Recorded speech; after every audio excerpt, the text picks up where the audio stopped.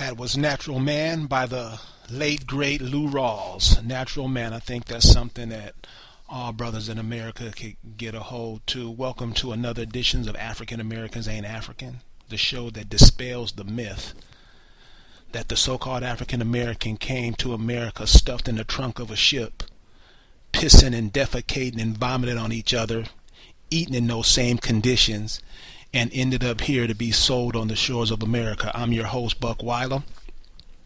And tonight, we're going to talk to a brother who went through the Moorish paradigm in his life.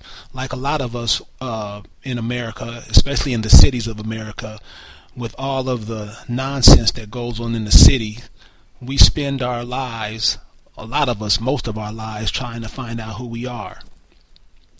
And in doing that, we join a whole lot of groups, Christian, Muslims, Hebrew Israelites, Moors, in trying to find out who we are. But this brother went through the Moorish paradigm, and he's going to talk to us tonight about what that was like and how that is. Later on, we'll have other brothers who was in other groups and trying to find themselves come on and give us information on what that experience is like. So who will be joining us in a minute. But I want to share a current event story with you tonight that we got from Chief Langley out of the Yuchi tribe. And these are things when you're looking up information and when you're reading, one of the things that you want to do a lot of times is go into foreign newspapers. A lot of times American newspapers are so censored that you don't get no news. All you get is a bunch of entertainment and a lot of sports dribble. But if you go to the African American Ain't African room on Facebook, Chief Langley posted an article today about the richest Native American tribe in the U.S., where the casinos pay profit of $1 million to every member a year. And this is why I'm kind of so adamant on the identity of ourselves. This is the Shakopee Metawankin Indian tribe, and they're up in Minnesota, and they got it going on. They got casinos, movie theaters, 5 restaurants, 600 room hotel, convention center, 2,100 seat showroom, 8,300 seat amphitheater, and a golf course. They pulling in so much money that they give grants to the University of Minnesota for $12.5 million. As I said earlier, everybody is making $1 million. They seem to have their own banks because they're making loans to other people. When brothers and sisters sit around and talk and pontificate about ideas and stuff, these are some of the things that we should be talking about and doing, because the type of funds and the type of financial energy that these casinos bring in is overwhelming, and they can do a lot for the benefit of our people here in America. So that's who are they? That's the Shakopee Metawankin tribe, and they're up in Minnesota. Check them out, and I'm sure there's a lot of casinos around here in America, but that's one. And in the article, it's a brother. He's right there in the front. He's dancing, doing their rain dance or whatever they're doing. Joining me tonight, always, is my co-host Rick Moon. Rick Moon, how you feeling today, brother? Hey, I'm feeling pretty good, but I checked out that article you were just talking about those Indians, and 460 members, and all of them making at least 1.4 million a year. That's pretty good. Think that can be us? It said between Mystic Lake and the Little Six Casino, tribal revenues are thought to be nearly 1.4 billion.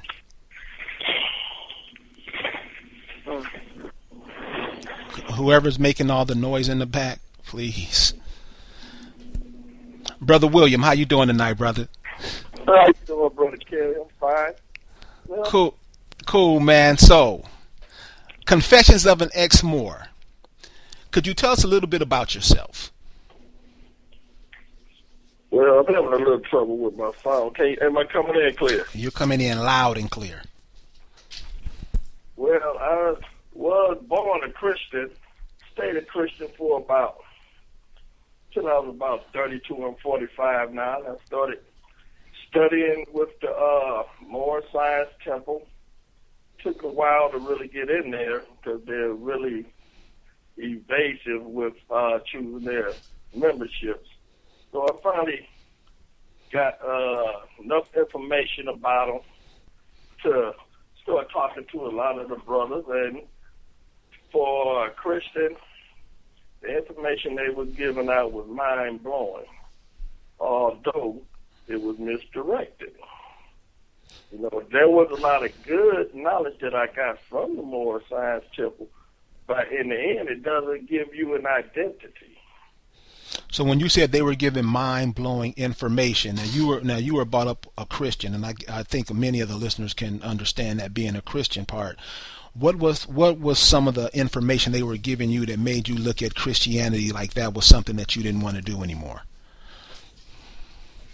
Well, when you're a Christian, you are really you're put into a box, and you don't know anything about the rest of the world.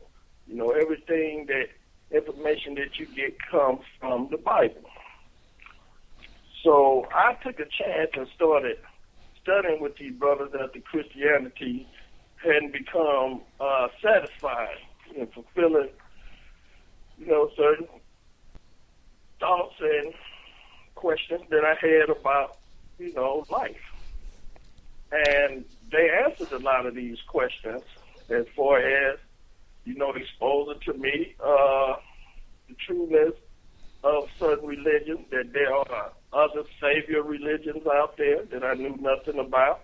They exposed the myth as far as Nicaea, the Council of Nicaea, where Jesus was invented by the Roman Catholic Church. There was a lot of information that I did get out from the studying with the Moorish Science Temple. So, okay, so what exactly is a Moor? You have different Moorish groups and different people that claim Moor as being a religion. Some of them as being a race of people. Some of them as both. But through my experience and my research, a Moor is a melanated person, a black person. It just means black or very dark. What does the term? How did the term come over here and mix in with the people over here? How did that happen? Well, that's a pretty long story. I can go into it. Oh, please. The Moors invaded Spain back in 711 AD. Now, when you say they, Now, when you say they invaded, where did they invade from? Well, the legend says it came from Morocco. Okay. Right. And when they came up to Spain, they was called Moors, meaning black. So the name took. And up until, I think it was 1492, somewhere around in that era, Spain overtook the Moors and banished them from their land. And a lot of them came over here and intermarried with the natives that was over here. Okay, so they came over here. So when they came over here, what was their purpose to come over here? Was their purpose to do the same thing that they had did in the Spain? Obviously it was. When they came over here, what did they begin to do? They enslaved the people over here, the natives over here. See, it goes further back. Everyone talks about the transatlantic slave trade, but they forget about the Mediterranean slave trade. These people were enslavers. Now, in the Moorish Sundry Acts, it talks about when they're starting to set up the United States in their states. In the Moorish Sundry Act, they talk about Moors. Could you tell us a little bit about the Moorish Sundry Act? Well, as far as as I know with the Moor Sundry Act, they were relating to a specific people, not all black people. And that's one thing that I learned studying with the Moors and doing the genealogy on myself. These were specific people over in Africa which were considered Moors. Not all black people. These Moors in the Sundry Act distinguished one group of black people from another group of black people. Could you give us an example? Well, you had natives that were enslaved over here. And these natives looked exactly like the Moors looked. They had the same complexion, hue. As a matter of fact, South Carolina made a law that no African can dress like native, or what they call Indian over here, because you wouldn't be able to tell them apart. So they were being put into slavery. And South Carolina made a law that any black person, judging through color, could be put into slavery unless they prove that they are of native blood, and with the Moor Sundry Act, prove that they were of Moorish descendancy. Area code 256-849-2227. African Americans Ain't African Radio. We can also be reached at African Americans Ain't Africa on Facebook, and you can visit our website, www.africanamericansaintafrican.org. We have a few callers on the line. Any of the callers have a question or comment they want to add? Great. Okay, so I'm sorry, did I hear anybody say something? Hello. Yes. Yeah, I was gonna say something, but if you were still on the same train of thought that we're on now, go ahead. Hello. Yes. Yes. So, I got a question for the Ex Moor. You said they couldn't tell the Moors and the indigenous people from each other. That's what you were saying. That's correct. Okay. Okay, so what is the purpose of the Moors today? What today? How do those people relate to the people that supposedly came over back in the 1400s? How are those people connected, and what is the purpose of the Moors today? The Moors that came over in 1400 knew who they were. The Moors of today, or some may be a collection of knowing that they are descended from the original Moors, and a lot of other Moors that are in these societies are just people that are claiming that they're Moors because they're black.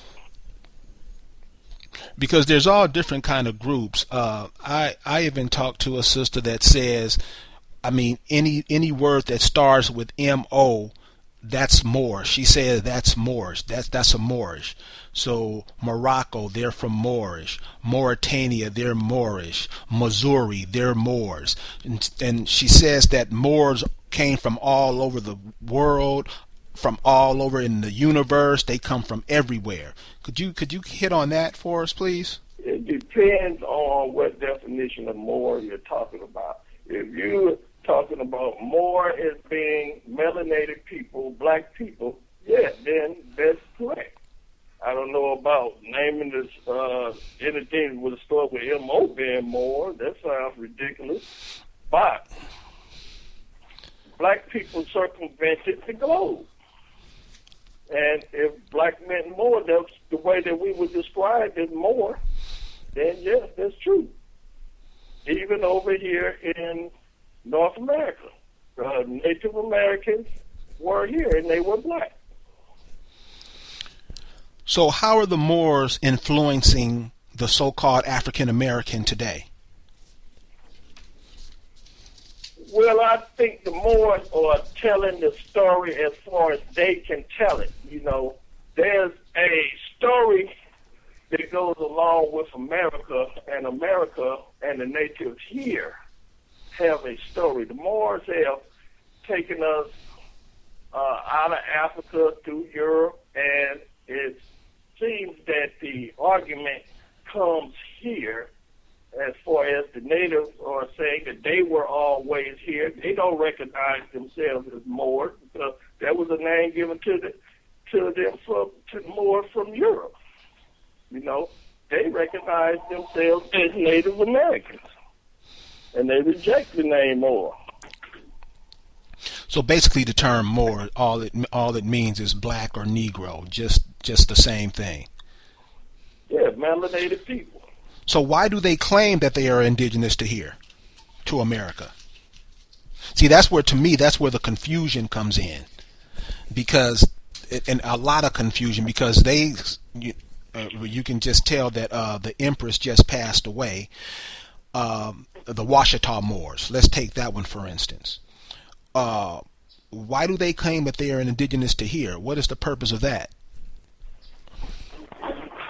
The purpose, I believe, of that is when some of those Moors from Morocco that was expelled from Spain came over here, they took wives of people that was here. They just claimed that they was indigenous from here. You know, they didn't just stay in one place. They moved across the country just like everybody else. Mm-hmm. And now it's being Moors. Now, Rick, did you want to bring your question in now, Rick? Yeah, I want that. So I want to hear your story, man. How did you become a Moor, and why did you decide to get out? I became a Moor because I wasn't satisfied with Christianity. I had my own questions and doubts on the religion of Christianity. So I sought out other theologies, and I came across the Moor, and I checked them out. It was mostly African history of their rule in Spain. I should add Portugal and half of France as well as they ruled. And the information that I was given just took me away from Christianity. Now, I became an Ex Moor after so many years. It's a question of self-identification. I was on the site looking at African Americans and Africans, and I got to tell you, I was prepared for a fight. So, you know, the title threw me off. I said, hey, what do they mean, African Americans and Africans? And this particular time they had Chief Langley of the Ute tribe, and he was explaining genealogy. So I listened. I went on and traced down my genealogy, found that, you know, the story of the Moors ended here in America. It didn't begin here. I had a part of America in my family history that was native. So, yes, I do know from personal experience, personal proof, personal knowledge, census records. Yes, there were people of melanated people here in America. They were here before anyone else. And that's where my excitation from the Moors came, from personal experience and personal self-identification. So you have a lot of these people that claiming to be Moors just because they're black, when the Sundry Act describes specific people that were Moors, like the Egyptians. You know, you have to trace back. Now, you may be a Moor, who knows? But how do you know if you don't trace back your genealogy and see that you are personally linked to these people? That's why Moors are going to jail all over. They're claiming to be Moors. The U.S. government know who you are. You just don't know who you are. Hey, another question that I wanted to ask you is, you know, because I had my little personal experience with the Moors myself. It was very brief though, but I did have a personal experience with them. And I was wanting to ask you, you never hear the Moors talk about their females.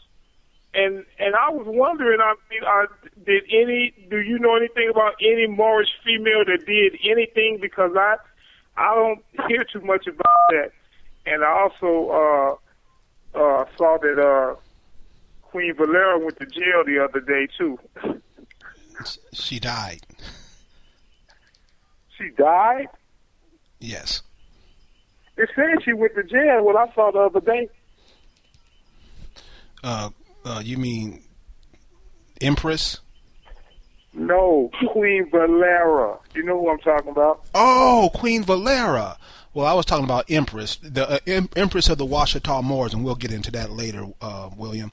But Empress, Queen Valera? Yes, it's the article. The chief put it up the other day, and I saw it. Oh, okay. I have to read that. But go ahead with your question, Rick. Yeah, I was going to ask them about why don't you hear too much about the females in Moorish? I mean, my experience with them, I never heard very much about them either. That's because you have different sects of Moors. See, everyone thinks that the Moors are one sect. They're not. You have certain sects of Moors, like I personally think the Moorish Science Temple Moors are patriotic.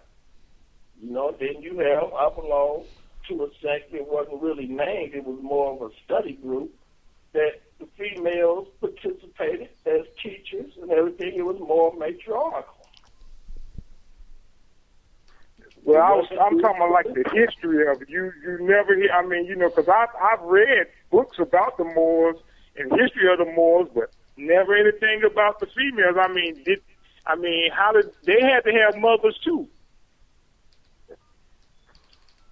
Yeah, but when you're talking about Moors and the most famous sect of the Moors that come in, you're talking about those Spaniard Moors, where they were expelled from Spain, and that was an army that went up there from Africa, and they were Islamic, so they were patriarchal. They didn't bring their women with them to battle.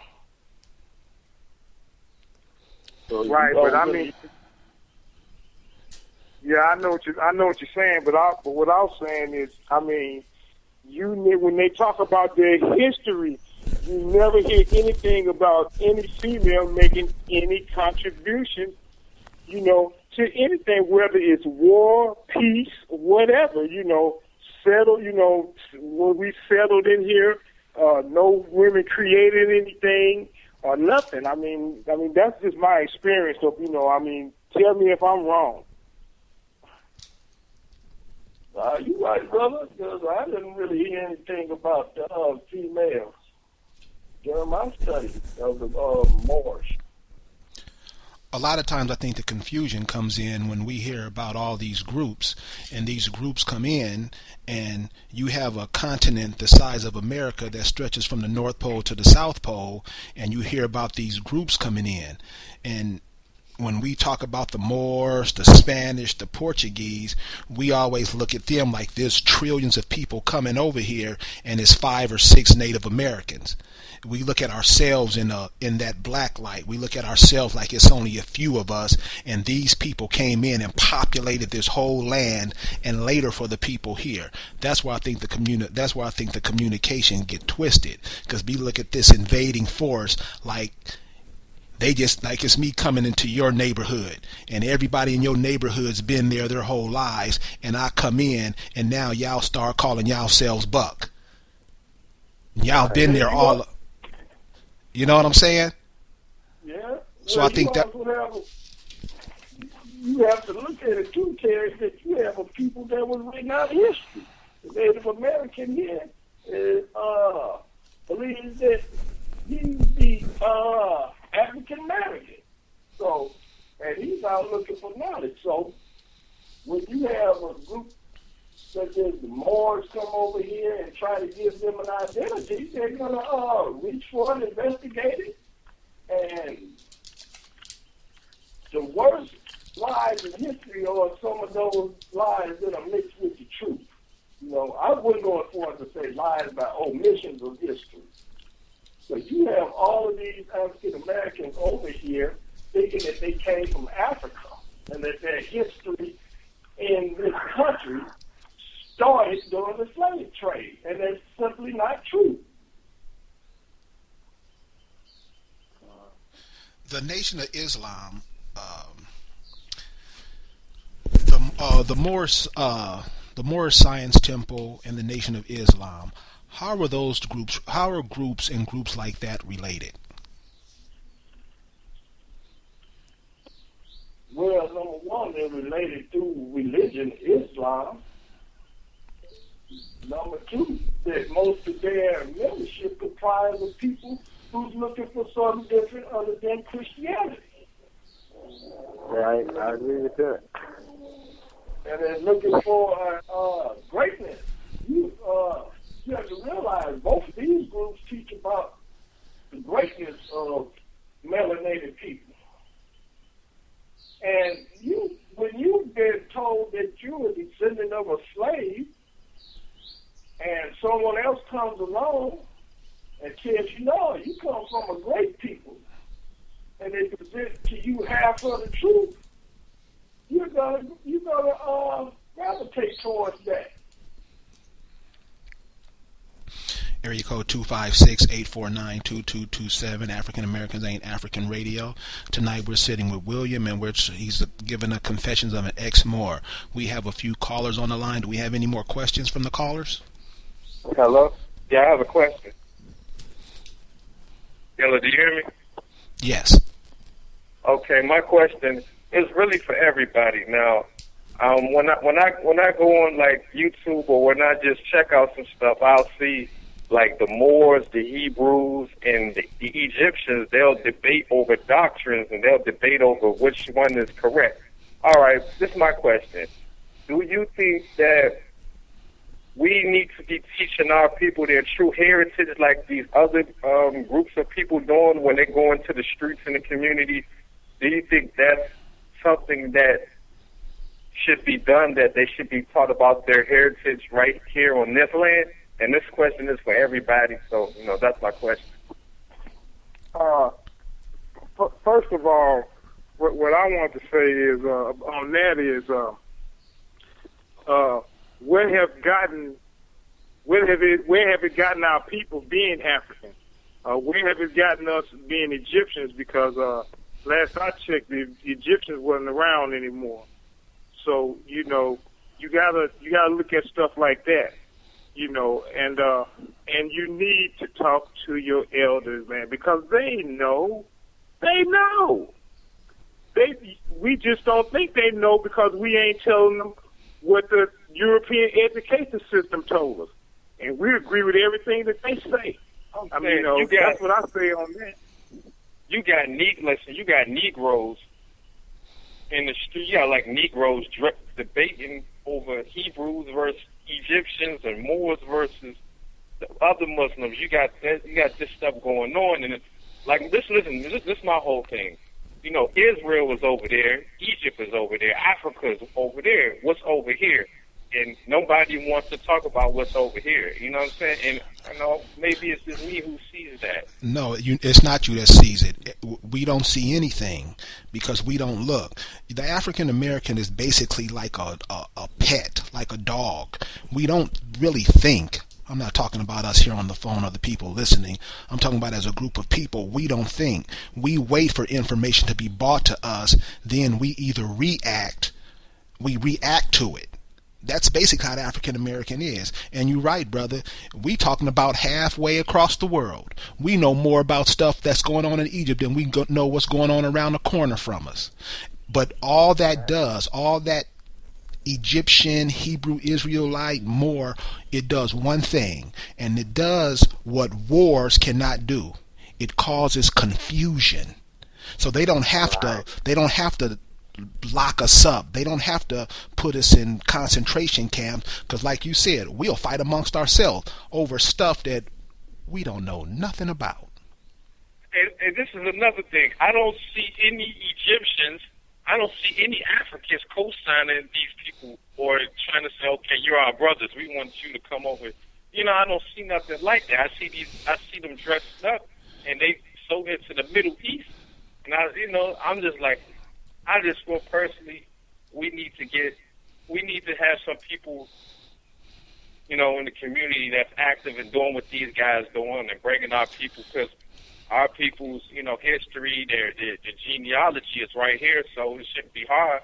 It's not like they can trace their shit back to, Israel, nothing like that, or Africa, nothing. Well, brother, we are doing that, but let me explain something to you, and I'm sure you know this because you're seeing some of the same things I'm seeing. When you're trying to explain something to a person who's been told they're this their whole life, it's like telling them that your mother is not your mother. We don't know. We're not a people that search for information. We stumble across. That's why we're always fighting and reacting, because we're not. Most of us are not looking for information. That's why we cut on the TV. That's why we listen to music all the time. We don't think about stuff. We're not connected to the planet anymore. So anybody can come. If somebody came, just say a brother came out tomorrow and said, you know what, we didn't come from Africa, we came from Mars. Do you know millions of us would follow that logic? Because we don't think about stuff. We just follow it because, like the brother said earlier, it sounds good.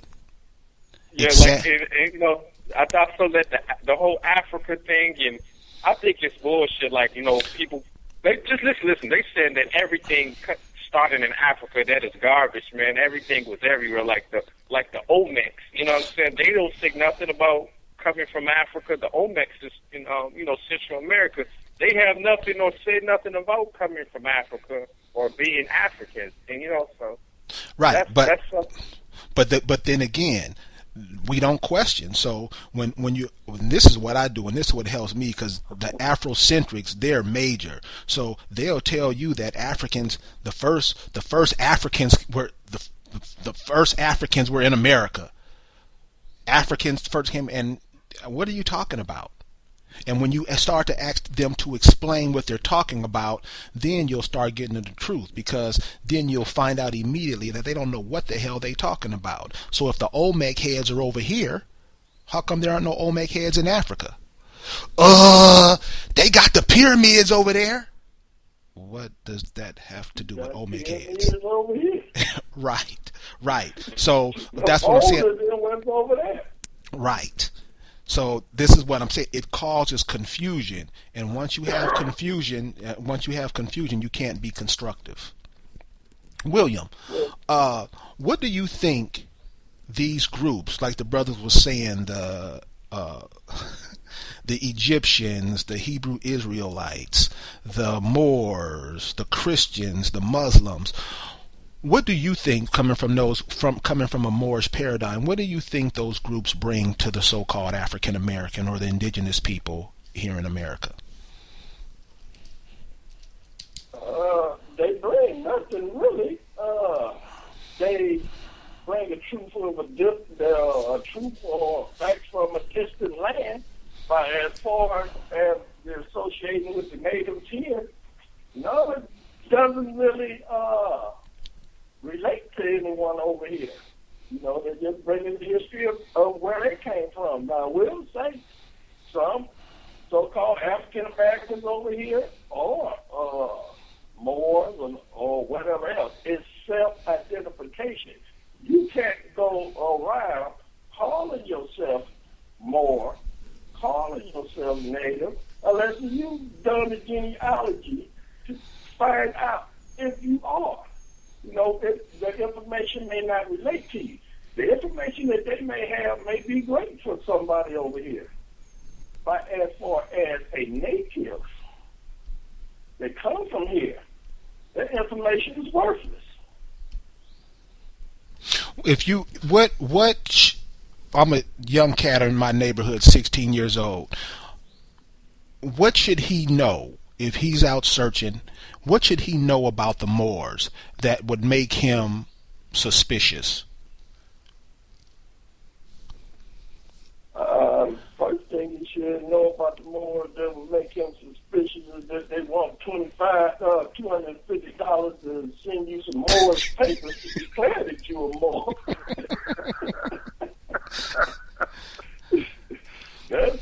That's always an eye opener when somebody's trying to reach into your pocket. Man, a brother called me last week. Man, he was hot. He listened to an interview that Chief Langley and I did a couple of weeks ago, and he said, "Man, I was listening to what Chief Langley of the Yuchi tribe was saying, and it was burning hot. These Moors just took me for $800." So wow. yeah, so and that's what I mean about causing the confusion. It's nothing constructive. We try to build something. You try to build something, and like we were talking about the casino earlier, though we can never get past two steps because some confusion always comes in, and that's what I see that the Moors, doing. Yesterday you said the Moors have been defining themselves as Moors for years. Could you go into that? It's pretty much what I said earlier. You have people that do not have a bloodline to the Moors, cannot prove they have a bloodline to the Moors.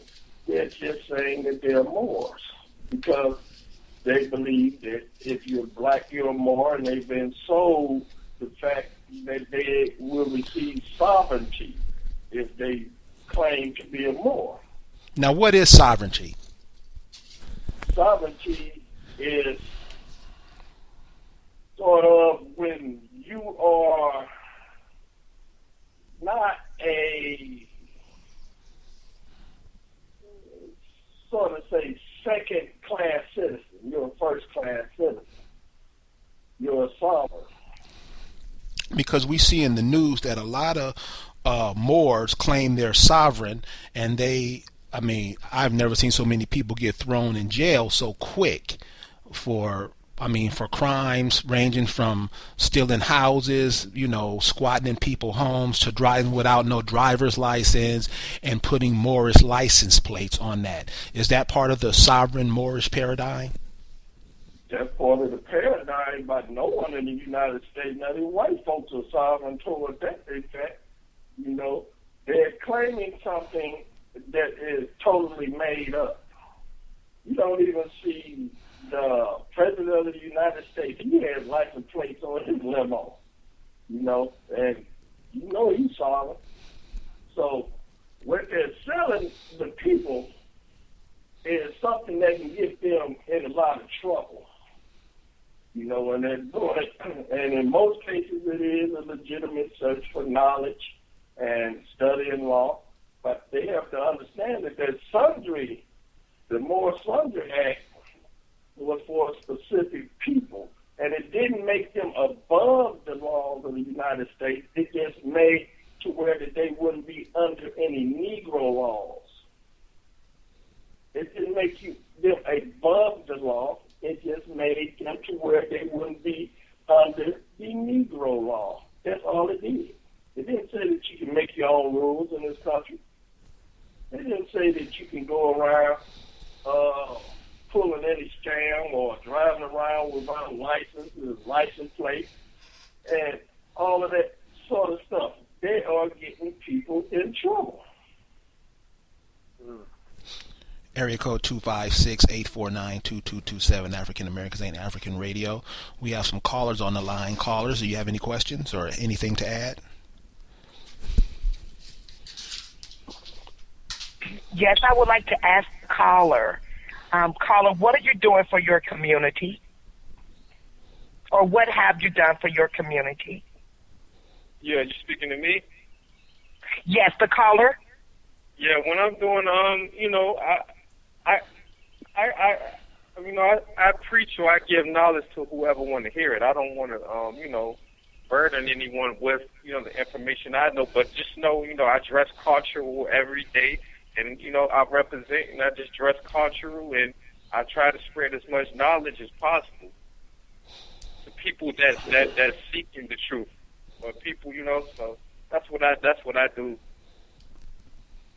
Well, what I do is that I'm in a campaign now trying to educate our young melanated youth about laws, how these laws are administered to you.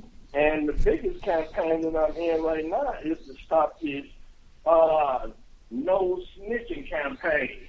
They got these kids out here believing in this philosophy that they can do anything in the public and nobody was supposed to say anything about it. Now, when I was growing up, we did mischievous things, but we always were looking in the window to see if Miss Johnson knows their ass and watching us, because she gonna call the police. There were certain things that we didn't do in the public.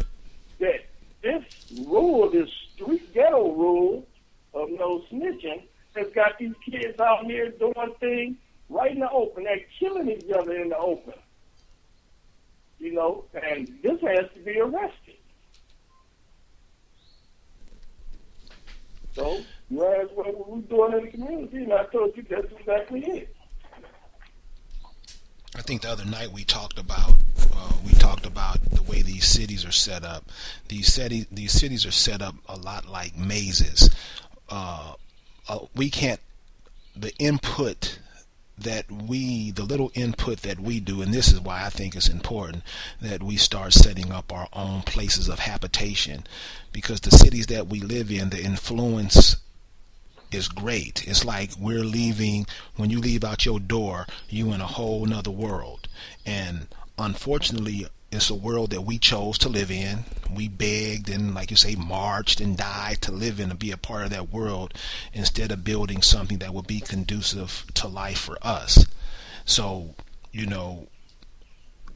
as going out into the matrix, into the mainstream, when you're dominated, I'm talking dominated, every breath you take and every step you take is dominated by those that control our lives.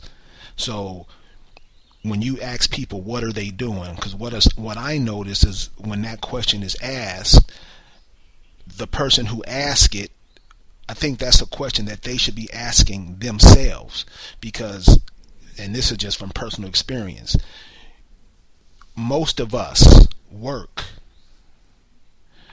We spend our life energy helping other people build their empires.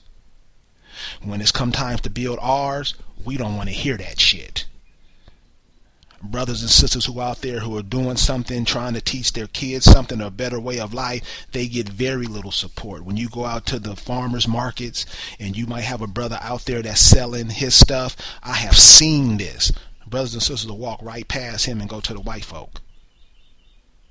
We're not really into helping each other. We'll dog each other out in a minute, but we're not really into helping each other. That's the reality of it. Now, we can try to pretend like we do that, but we don't. We love to dog each other out.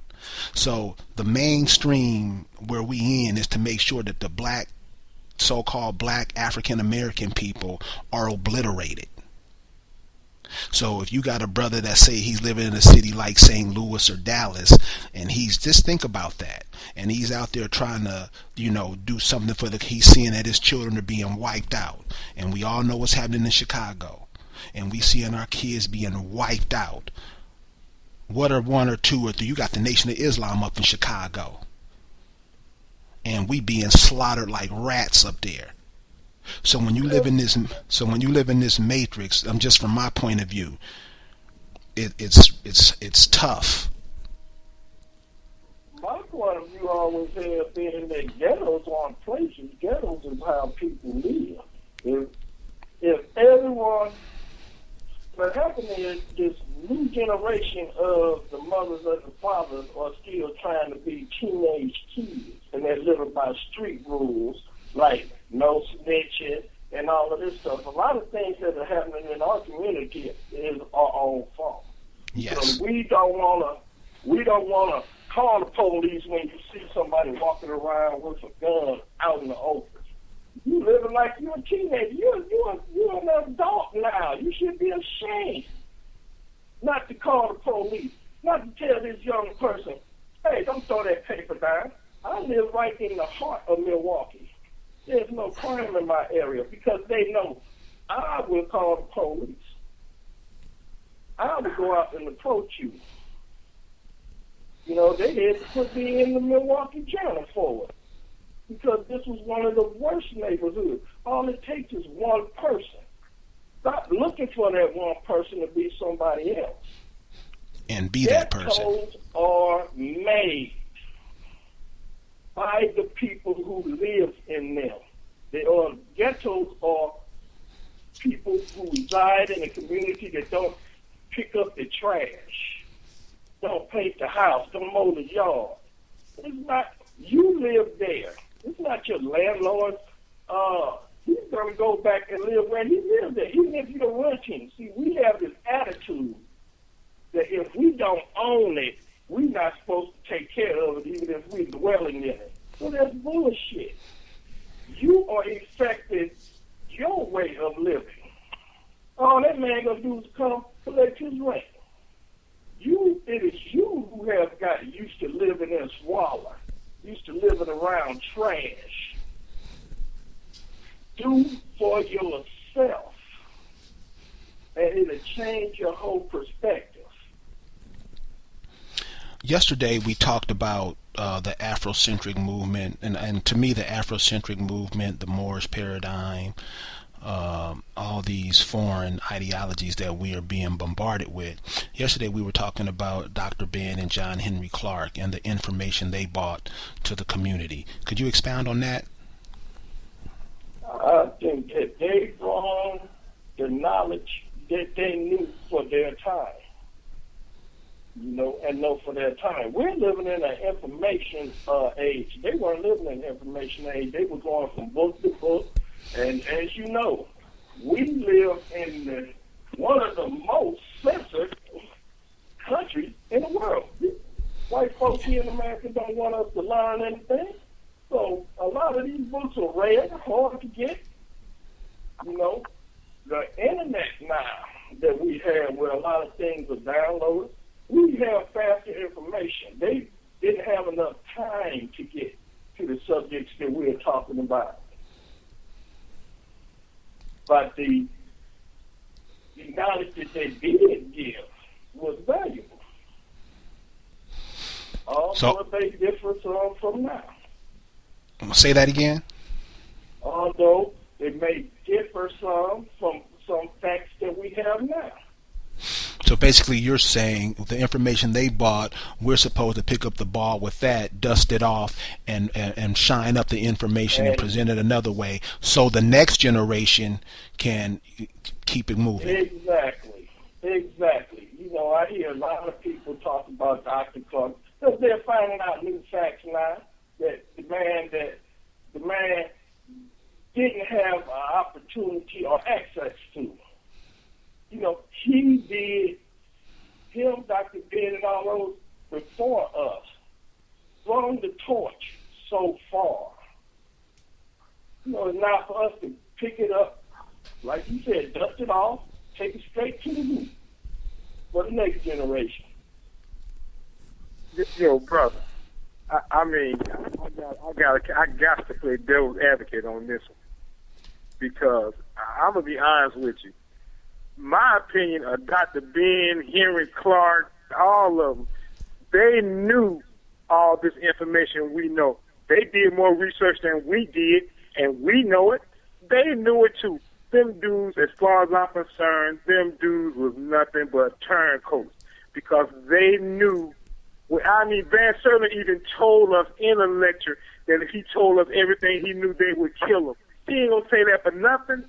I mean, these dudes, I'm sorry, man. I mean, you know, I was an Afrocentric, and I had a lot of confidence in those dudes. I got books signed by them. I've seen them more than once, and I'm sorry.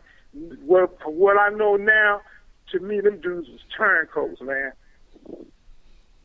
Well, what do you know now that would make you think that they were turncoats? And you said that they omitted information when they said that if they told you everything that they do know, they would be killed. Van Sertima told us that in a lecture in L.A. He told us that when he was talking about those old men heads down there when he was trying to get that book. When he first made that book, They Came Before Columbus. When he was trying to get that book out, he said it to us. Buck, you was there. Didn't you hear him say it too? Yeah, he did say that. Why would you think that he would say that if he was a turncoat? He wasn't ready to know said that because he knew more than what he was telling us. But I mean, I'm sorry. Hey, those weren't his people. I mean, Van Sertima was working for a college. He was working for Europeans. He's not European. He's from down there in Guyana. He got the same people that all of us got. He knew all this stuff, and ain't no doubt in my mind that Henry Clark, Dr. Ben, and the rest of them knew this stuff too. If Rick Moon can find this stuff out, and I was Afrocentric up until my 30s, and I found it out. And I'm not a researcher. That's not I don't get paid to do that or nothing like that. That's not my everyday hobby or nothing that I do all the time. But I found it out. They knew. I'm sorry. Like I said before, we're living in an information age now. Those guys were back in a time when information wasn't as flowingly as it is now. They probably did know some things that they didn't tell us, and they probably was fearing for their life. Yeah. With the way some black folks was acting, you not willing to give your life for them either, just to tell something they're not really living by. You know, we've been told to build businesses from leaders and stuff throughout all time here. Nothing has been going on. People are acting the same. They're doing the same thing. Those guys told what they knew or could tell. Okay, check this out. Check this out. Now, I was looking up some information on James Small. Now, I'm looking up his information, and it says his maternal grandmother was Choctaw and his paternal grandmother was Choctaw. Now, if his maternal grandmother was Choctaw and his paternal grandmother was Choctaw, how in the heck he become a darn African? You know, if his mother, I mean, you know, and these are Jews that's going around telling everybody that they're African, although they don't know you. They don't know you from the next Chinaman, but they're going around telling you who you are. I'm sorry, man. Them dudes, they know, all them clowns knew this. So I'm not gonna give him a free ride on that. And I used to be deep down with him. With Noble Rashidi, I used to drive him around to his lectures. So I know about all these dudes. And I'm sorry, they ain't my cup of tea no more. And that's just how it is with me. I understand you saying they not your cup of tea. You know, because new knowledge has come out. You know, I can't say for sure that they didn't expire that knowledge because they just didn't know, or they did it for ulterior motives to get money. I don't know. And the noise in the background is disturbing. So whoever that is, could you kill it? And in my travels with understanding who I am now, I don't really know. I mean, these dudes get libraries named after them and stuff like that. Man, that don't sound like no revolutionary, no Pan-Africanist to me. That sound like a slave to me. Well, it's all with their opinions. I just know that it awakened me up from a deep sleep, which was Christianity. That's why I give them credit. You know, once I got that break away from Christianity, that may be why I favor it. So would you say let's put it like this. So you were deep in Christianity, William. So would you say the information that those brothers was bringing you was like lifting the pillow off your face? It was, yes, it was, and particularly John Henry Clark. So I would listen to his lectures, and I would go check it out, and it checked out right. At the same time, he's talking about a history of a people that's on the other side of the earth. Right, what's that going to do for Christianity? It broke the spell of Christianity. See, a lot of our people are so engrossed in Christianity that they can't hear anything else.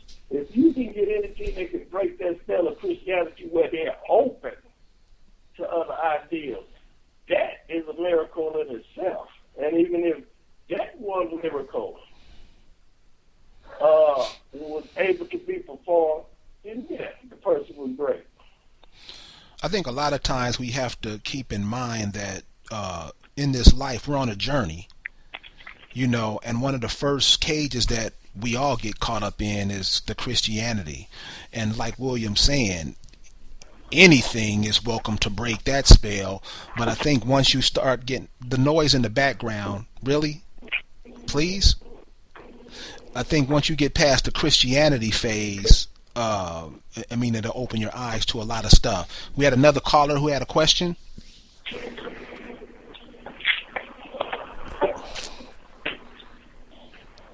Hello? No, I'm not the background noise. Just to let you know, but no, I was going to throw a comment out there with regards to the journey. You're absolutely right, and that was the first thought that came to my mind when William indicated that those brothers, even though they still have needed to do a little bit more in terms of waking people up and just providing truth. But you're absolutely right, Duck, is that we are on a journey. And as we go on this journey, we learn things and we build upon them and we expound upon them. And as you get new information, that's what, contributes to your growth and to finding out what the ultimate truth is. So it's a beautiful thing. I've done the Christianity thing, like you said. All of us have done that from birth, pretty much. And it's just a constant growth cycle. Anybody else have any questions or comments they want to add? Hello? Yes, sir. Go ahead. Yeah. Okay. As far as the my opinion on the African thing and the African history and stuff, I heard when the senator of Alabama, Scott Beason, he called us aboriginals, the aborigines, and everybody got mad at him. But my opinion is with the African American and the African, all this African stuff they're hitting us with, I think it's a political move because you understand, man, this is the greatest country or the greatest place in the world. So you would think, you would see why they're trying to Africanize us off the land. They don't want, they don't want to put that, that information that we the original inhabitants of the land. Then we'll come and we'll get back what we need to get. So they'll use these people that they're calling Native American. They'll use them.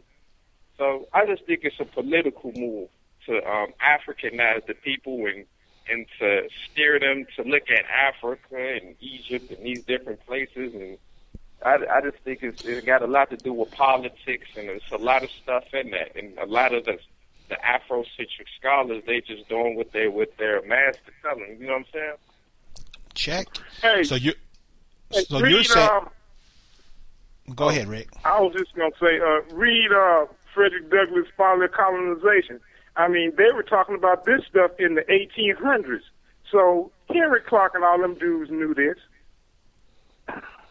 So I think what the young man is saying is that, they got us focused on the other side of the world while everybody else is focused over here. And it's like the sister was saying. It was like the sister was saying earlier. We don't think we belong here. We think we're renters. That's why our behavior is so off the charts. William, in closing, give us your last thoughts. What can you give up? What can you give the community, the people that are listening? What can you tell them that they could use? I would say each one reach one. You have to realize that we as melanated people have just been, they were still fighting in the 1960s for us to have adequate books to learn how to read, adequate education. We've come a long way. I'm just 45, so you're talking about when I was a little boy, very young, even in my lifetime. You have, our people have made a great leap out of the darkness of ignorance. You have people that are just now learning how to read well and fluently. We're taking on a language that was more likely not native to us. So our spirits don't resonate to it.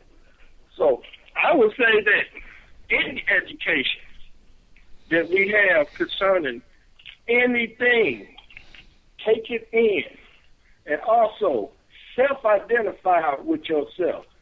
Go into the census reports, join a genealogy club, and find out who you are first. Self-identify first before you go into learning about you or somebody from the other side of the planet. And that's my advice. I think that's a trip that we wouldn't even do a genealogy search, or wouldn't even try to find out who our grandmothers, great grandmothers were. We just jump right onto the other side of the world. I think that's disturbing. In closing, we have about 20 callers on the line. Does anybody have anything they want to add? Yeah, Kerry? Yes. Yeah, this is Azza. Yeah. Yeah, what's up, Rick? Hey, what's up, Albert? Can you work? All right, man. Hello? Yes. Yeah, Why you can't do that on the other computer? Excuse me. I thought he was gone. Check this thing.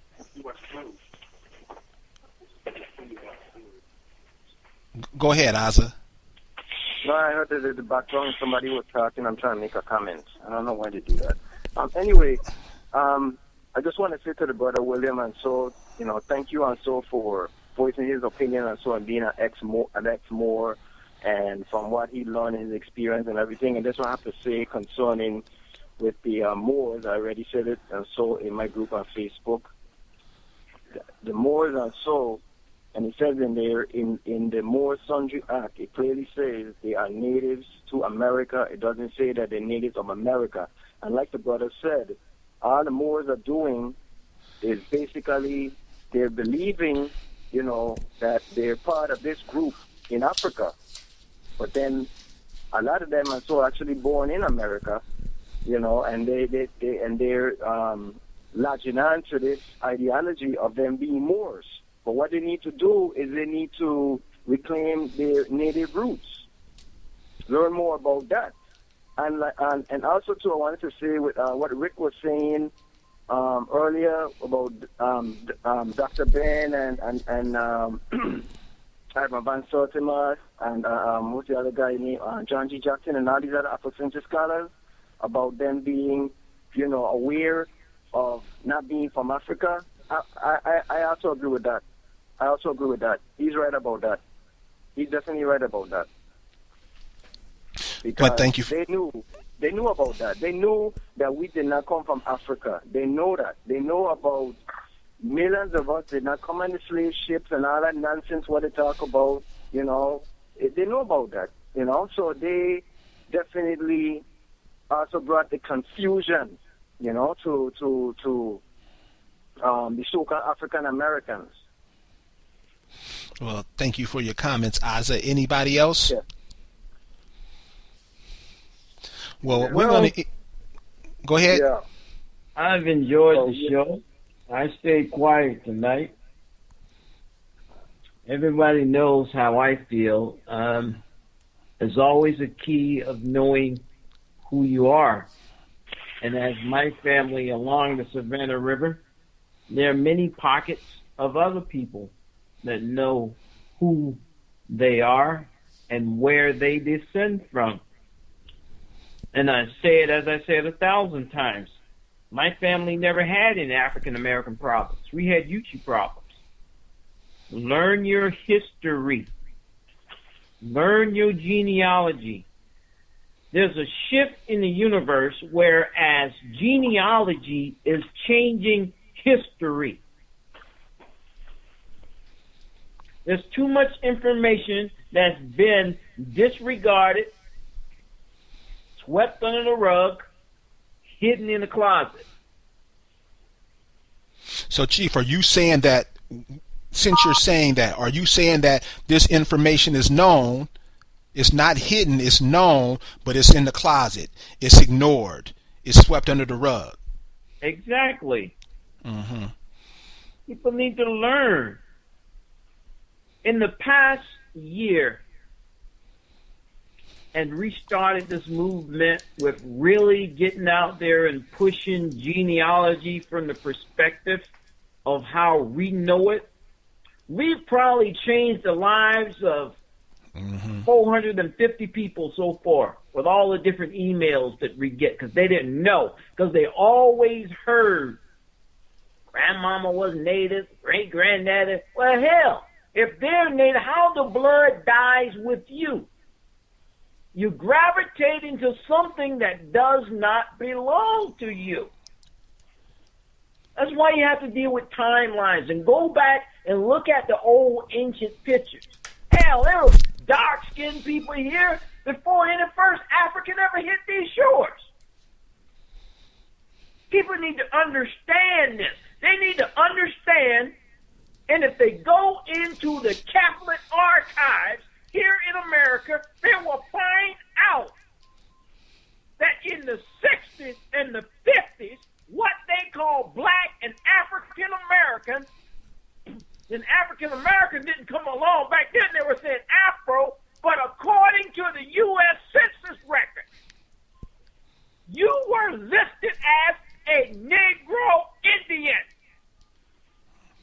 Black folks don't like to read. Go read the congressional records. I don't get information from authors. I go to the source. For those who are, there are many who did come from Africa. Well, that's you. I don't gravitate to that. You do your family a disservice. Changing your names for what? To just honor your ancestors? Many of these school books you read talking about any of the native people, you're so ignorant to the fact you might be reading about your own ancestors. These things are very important. People need to read, listen, and learn. And quit gravitating to a candy bar that is bittersweet. Thank you, Chief Langley. Any other closing comments? Yeah, I want to say something, but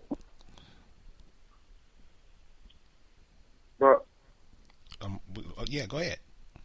Oh, yeah. First of all, I want to say to the brother William,